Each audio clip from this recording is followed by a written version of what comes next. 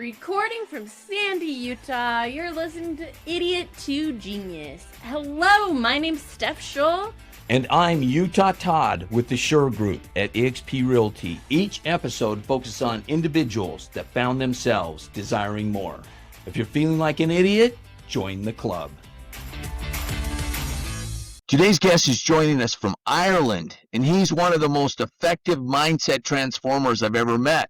Karl Davidson is a qualified NLP master practitioner and co-founder of the Epic Hearts Club, where he helps people break self-limiting beliefs, rewrite their inner story, and finally step into the life they know they're capable of. Entrepreneurs, creators, and everyday people seek him out because Karl doesn't just talk mindset, he rebuilds it. If you've ever felt stuck, blocked, or held back by invisible barriers, this is the guy who helps you break through. Please welcome to Idiot to Genius podcast, Karl Davidson. Thank you. Thank you so much for having me on this podcast. It's going to be amazing. I'm really excited about it, really enthusiastic about it. And let's get this show on the road.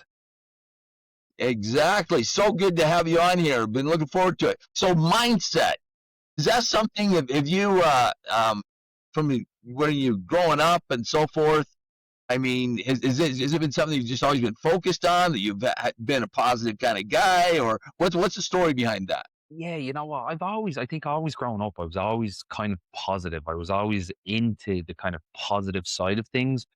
But then in my early 20s, I kind of went down that path, that negative route.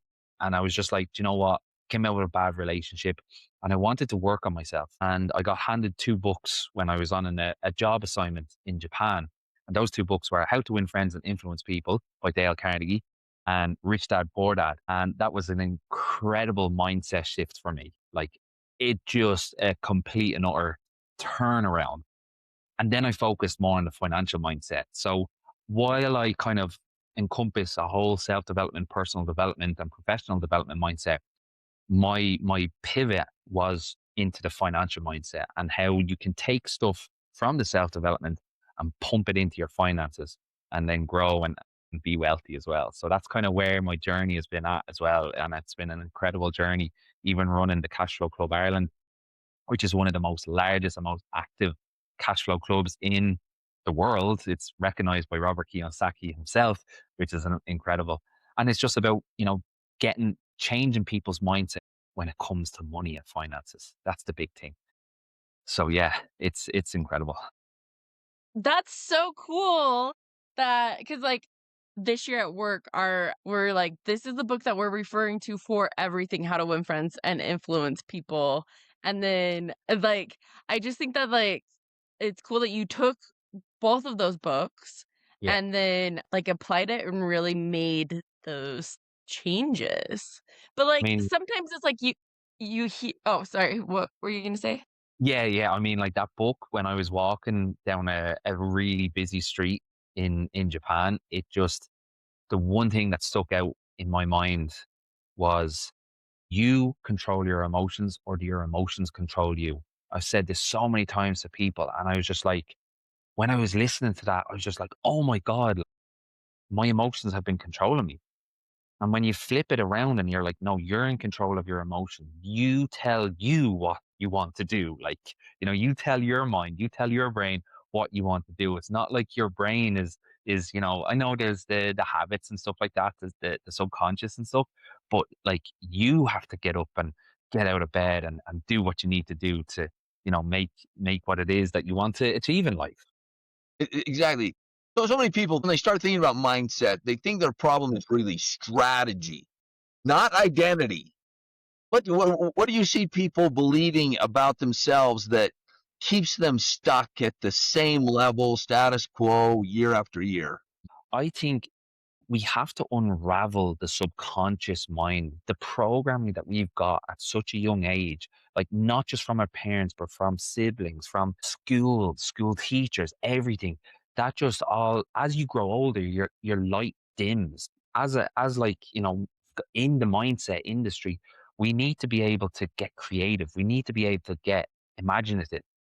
And when we play the board game, the cash flow board game, like it's where I see adults actually opening up more and just being like, I'm allowed to dream. I'm allowed to have money. Like, yeah, like, you're allowed your mind. You have to get the mindset right. Like, what I've found in this industry and for the last number of years, Todd, is that 80% of it is mindset. The attitude comes before the paycheck. And you have to get that mindset right first. And then everything just the 20%, the extra 20% is the how, is the stocks, is the property, is the, gold, silver, whatever assets that are out there. But the mindset is the most important because we're getting bombarded left, right, center, with so much media, different stories, right or wrong, yeah, misinformation where we don't know. And we have to have that strong mindset to be able to endure what's came and what's coming as well. I remember I went to an event. It was one of my very first kind of personal development events. There was like 5,000 people in an arena. It was in Rome, in Italy. It was phenomenal. There were so many people there from different backgrounds, different countries. It was just incredible. Like it was kind of like a Tony Robbins style event.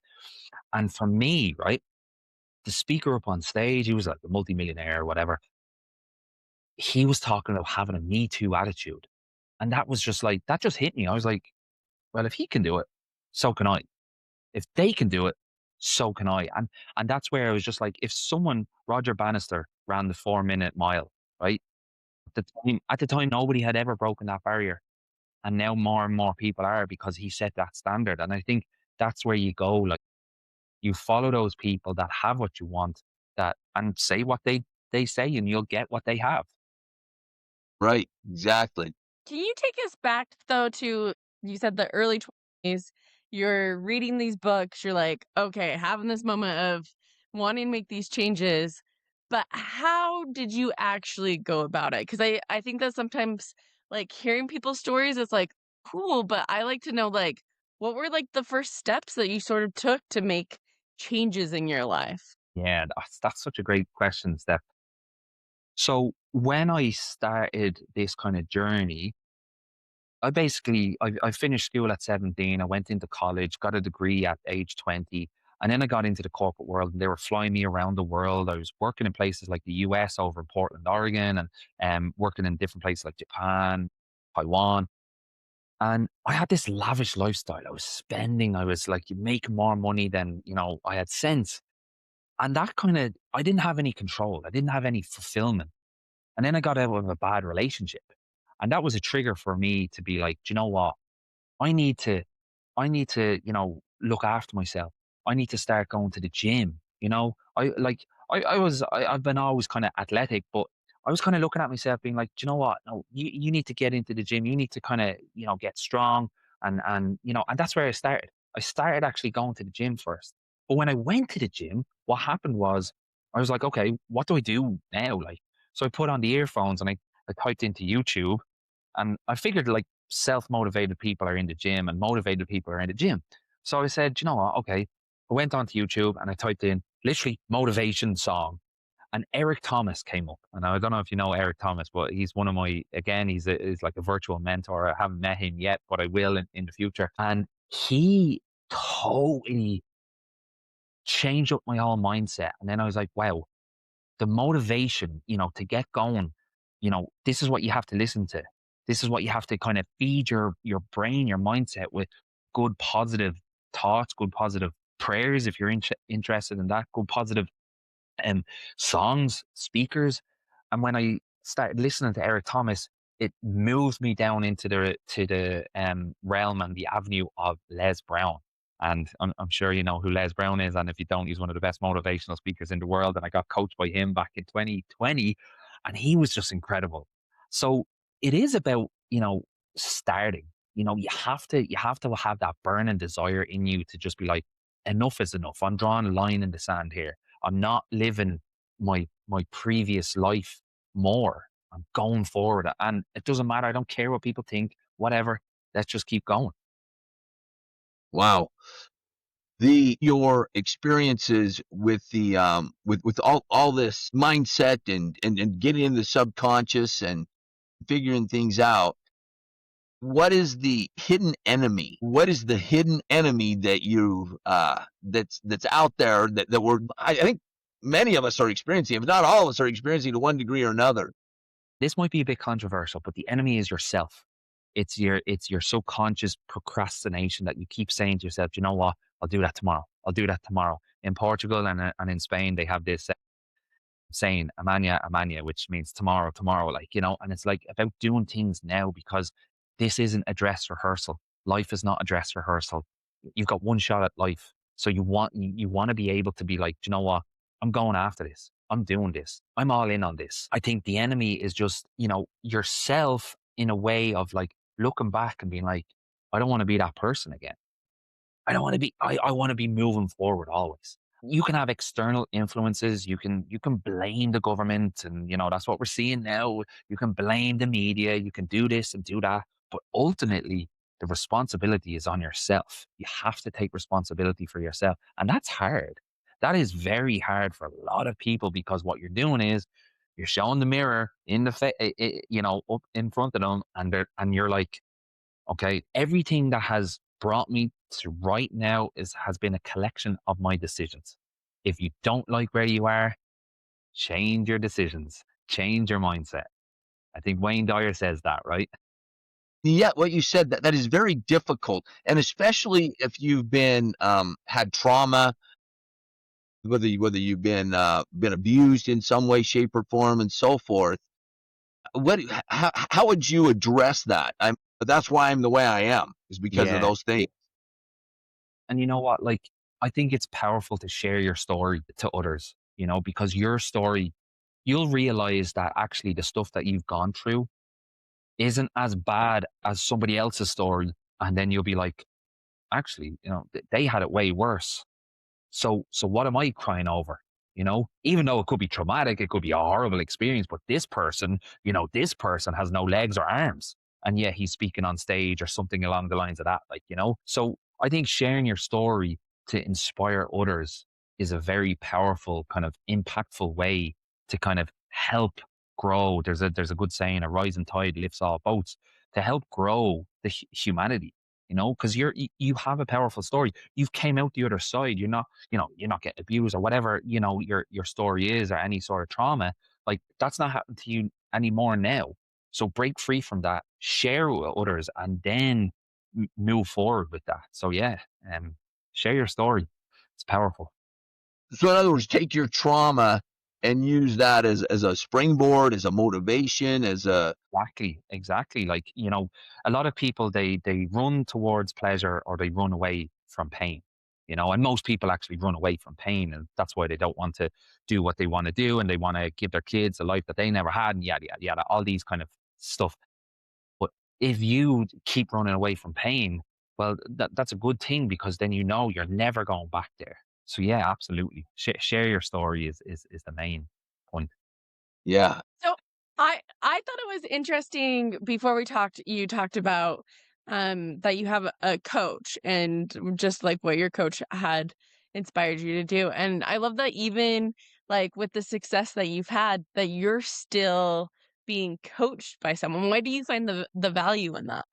Yeah, absolutely. I think at the end of the day, you always remain coachable and teachable. You're never going to know it all. And the one that does know it all usually doesn't have it all. That saying, oh, Mr. Know It All over there, that Mr. Know It All doesn't have it all.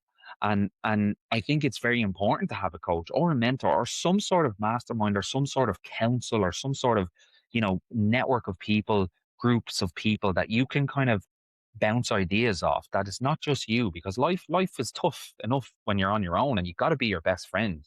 And it's really hard if you're your own worst enemy, but like, you got to be also your best friend, so you got to be comforted in yourself as well. But what a coach or what a mentor can do for you is just kind of help you guide along this journey of life. And one of my coaches, actually, last year, he said, Carl, I'm going to give you two pats on the back and a kick up the arse.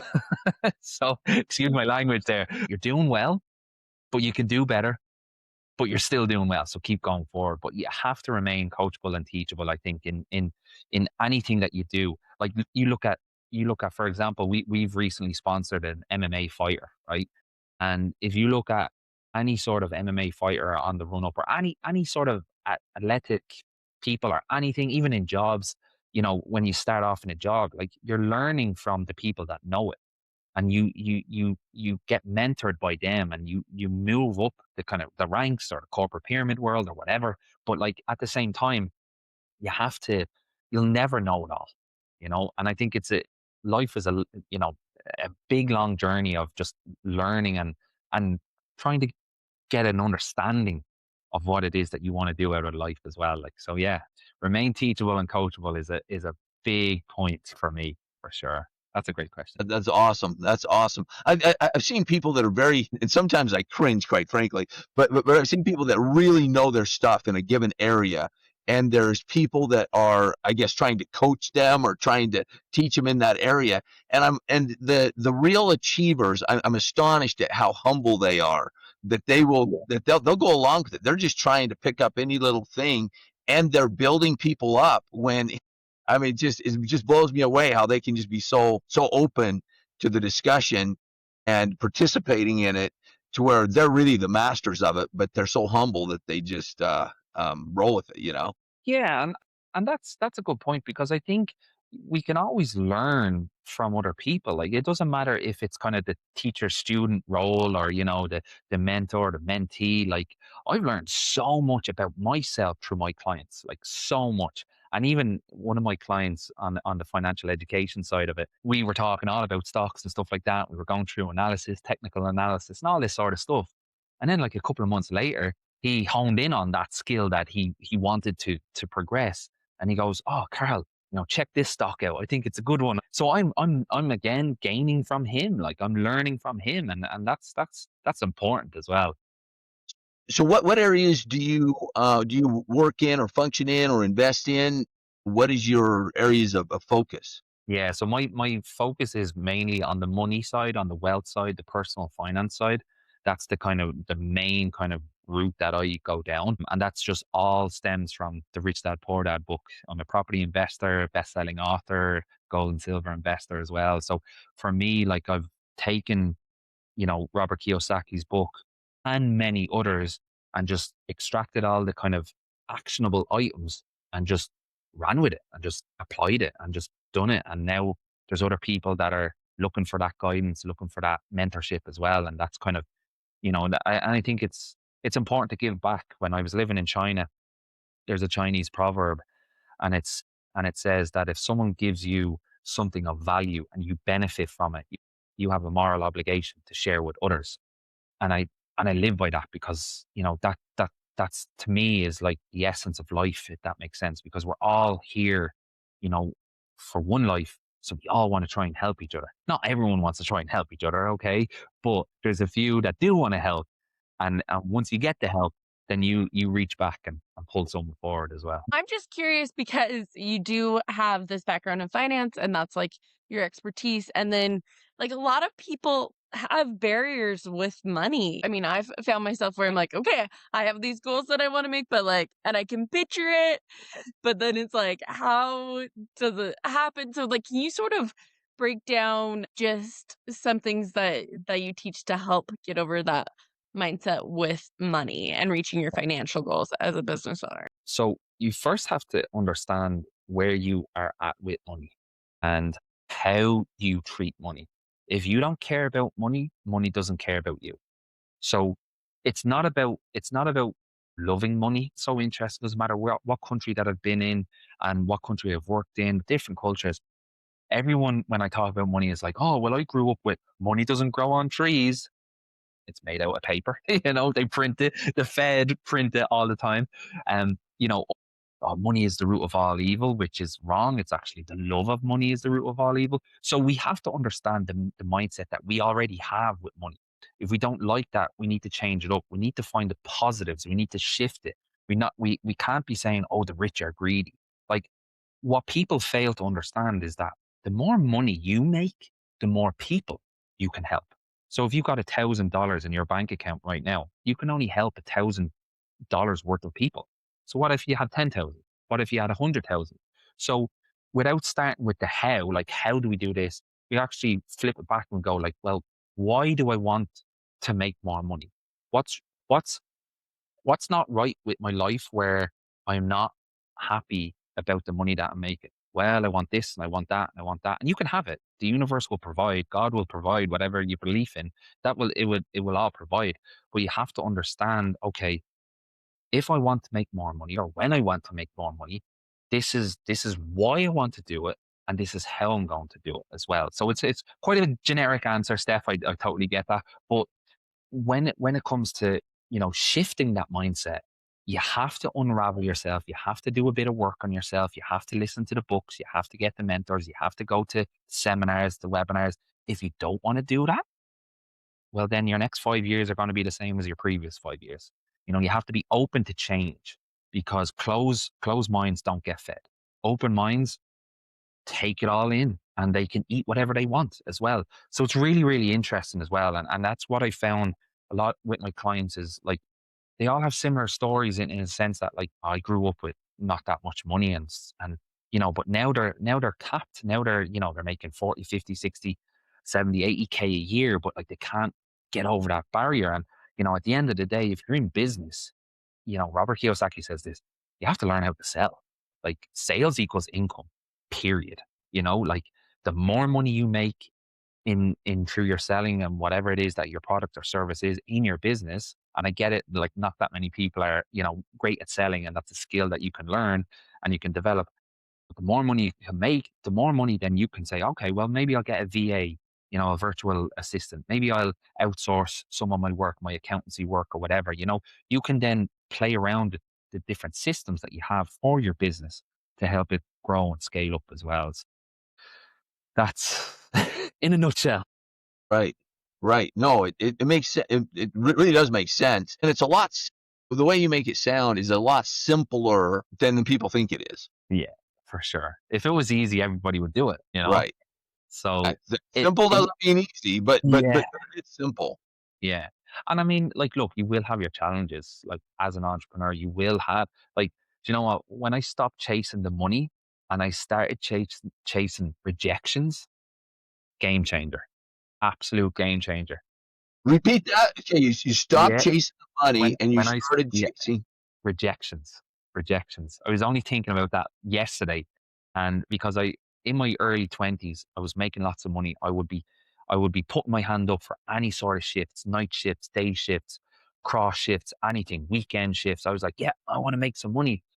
And then when I stopped chasing the money and trying to stop chasing, going up the corporate side, and then I started pivoting to the business side and I started chasing rejections because I've got products and services to sell, then the money started coming in. So the actual, like, I love getting rejected. People can't deal with rejection, but actually, when you get over that hump of, okay, it's just another no, eventually you'll be a yes. So that's kind of where the mindset is at now. Like, if you stop chasing the money and actually start chasing the rejections, you'll see it skyrocket. Wait, okay, so, like, I find this fascinating with the rejection because when it comes down to it, that's usually people's biggest fear, right? Of, like, someone saying no or feeling like, "Oh, I was too salesy," or whatnot, but if that's your whole thing, then now you're chasing the rejections. I mean, at first, like, did it hurt when you got rejected? Like, how did you build up that thick skin? Like the first time I remember, like I started my first kind of like real kind of business online in 2016, and I was chatting with people, and people were saying no. I was just like, these are people that I grew up with. These are people that I know. These are, they're saying no to me. Like the product is amazing. Like, oh my, it was travel. It was in the travel industry. And I was like, everyone loves to travel. Like I'm there like traveling with work and stuff like that. My mind is open to all that sort of stuff. And I was like, you're saying no to travel? Like what? But what they're not necessarily saying no to the product or me. They're saying no to themselves. But for, I was just like, you're saying no to me. And at the time, it's tough, and that's where you can actually retreat and you can go back in and be like, "Oh, I'm done. Like I'm just gonna get a job, and that's it." And which is totally fine. There's nothing wrong with that. But like if you have big dreams and big goals, you actually have to kind of like get out of that comfort zone. And I know that's cliche, but at the same time, you have to kind of break through that barrier of like the end of the day, like the more rejections that I get, the more of a chance it's Sinaloa. There's an acronym called Sinaloa, which is not the drug cartel. Safety in numbers, law of averages. So like the more you get rejected, the chances are, and it's all maths. So over here in Europe, well in Ireland we say maths, and I know in America you say math. But it's all just numbers at the end of the day. So if you just aim for rejections, when you get a yes or you get a sale, you'll be like, oh, okay, great, another sale. Let's go for a rejection. So you actually kind of you make it a game, gamify it. Like that's another way of actually kind of another kind of tip would be like to gamify it. And again, when I played the board game with Robert Kiyosaki cash flow board game, I just realized that actually, yeah, I mean, if I do this, if I do that, if I just change it up and make it a game, and that way, then it kind of takes the pressure off me, and it's like, oh, that's just a part of the game, like that's the way it is, and that's fine. But yeah, like it is tough at the very start when you start out, like, and you want to do something. It is tough, and that's where a mentor, that's where a coach, that's where a group of people, a mastermind or something like that where they can bring you up. I know people that have basically been in a job for years and 30 years in HR or 30 years in whatever, a nurse or something like that, and they're like, I see a bit of a gap in the market, but I just don't know where to start. And then they chat with me or they chat with somebody or, I refer them on to somebody else and say, hey, get around there. And then the business starts to grow legs. And even though they're not fully there yet, they're starting. And even though they haven't got their first rejection yet, at least they're moving forward to that first rejection. But it is tough. I mean, like just like anything, if it was easy, everybody would do it. And I think it's just about, you know, there's another deeper aspect to that. And I'll talk a little bit about that. When I do get rejected, or when I have people saying blah blah blah, this, that, and the other, I always picture myself and I fast forward to being on my deathbed. Now, I know this might sound a little bit morbid, but I always figure and I think of a situation where I'm on my deathbed. Do I worry about what they're saying? Do I worry about that rejection that I got from them? No, I'm worried about meeting the creator. I'm about to die, So that's the kind of way that's the way I kind of operate. I just kind of gamify it nearly in a way and just have fun with it. Like life, as I said, it's a daring adventure or nothing at all, as Helen Keller says. Well, and that leads us right into there's something you teach people to connect with their future self. So expound on that. Well, if you have a goal, if you have a vision, if you have a dream, like make it happen. Like, yes, there will be bumps in the road. And, yes, like I used to suffer a lot of anxiety, right? I used to work a lot of night shift. And when the sun would come out, like in Ireland, we get, like today's a sunny day now, right? But, in Ireland, we get very little sun. And I remember working night shifts. So 6 months of the year, I'd be working night shifts, right? Cold, even in the summertime, it would be like a little bit cold and a little bit rainy.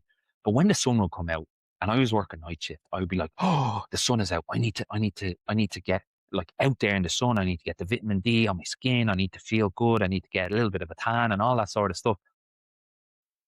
When I realized that, oh, actually, I'm actually anxious about this, then I realized, okay, I need to change up because being anxious about anything is just thinking about it in the future. I need to reframe the way I need to reframe. And this is where the master practitioner NLP came in. I need to reframe what way I see anxiety. You know, if I reframe it in an anxious way, in a worry way, well, then that's what I'm going to be. But if I reframe it in a way of actually, do you know what? I can plan this. I can create steps now to connect with myself in the future. And then when I look back, like Steve Jobs says, the dots will connect backwards. So does that make sense? It does make sense. And basically what you're talking about is, I've heard this said before, that the anxiety or it's self-imposed drama. Yeah. Is and so exactly the way you're picturing is the framing. You determine what kind of emotional state you're going to be in by the way you connect to the future self, by the way you view this moving forward, by the way you frame it. And that's just Powerful, powerful, powerful. Yeah, and I learned a lot of that from mentors, from coaches, from going to events and stuff like that, and leading, reading and listening to books as well. You know, because without them, I'd still be huddled underneath my duvet. You know, oh, it's sunny out now, and probably just finished up a night shift and be like, oh, Jesus, I need to get out, and then the sun goes down in an hour's time. You know, Does that ever stop? I mean, as far as this change, this programming, this input, I mean, do you ever arrive? Let me put it that way. Do you ever arrive?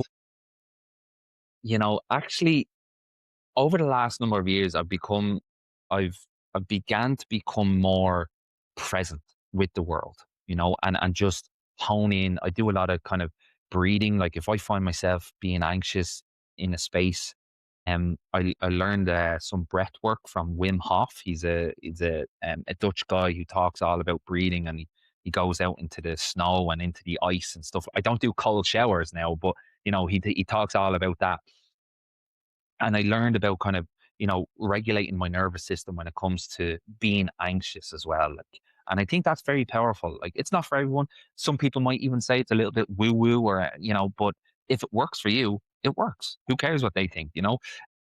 But what I learned a few years ago from one of my mentors who was speaking on stage, and he was telling me, or I was telling everyone on stage, he was like, "Look, I have traveled to so many different places around the world, but I only seen the airport and the hotel. But now he's stopped and smelled the roses." So just having that little bit of, and after having kids, I actually, the first moment that I held my daughter in my arms was, and that was, yeah, 3.5 years ago now. That was that very first moment where I was like, I am actually present in this. Nothing can sway, or, you know, this little tiny little baby that's literally a minute old, that's came out of a womb. Like, I'm there looking at it, and it's like there's nothing else that can come into my life at that point. So definitely becoming a parent has actually helped with my anxiety as well. So yeah, you definitely, it's training your mind to actually arrive, but at the same time, it's kind of like, well, there's always another level, there's always another level, there's always another level. But it is about stopping and smelling the roses as well. Wow. Wow. So if every listener forgot everything that we've talked about today, except one thing, what is the one truth you'd want them to carry into the next decade of their life? That's so good. I think it's the start that stops most people. So whatever age you're at, just realize that life is fleeting, and in the cosmos of time, we're nothing but a fart in the wind. Like, we've been around for billions of years and that sort of stuff. And you're going to be around for what, 100, maybe 120 years, because we're getting a little bit older now and our health is getting a little bit better. But just do it now, like, get it done, because it won't be long until you won't be able to do what you need to do. And you don't want to have any regrets, like, you want to live as full as you can in this time that we have. To genius. It's when the individual right to fail unleashes the unlimited potential to succeed. In summary, it's called freedom.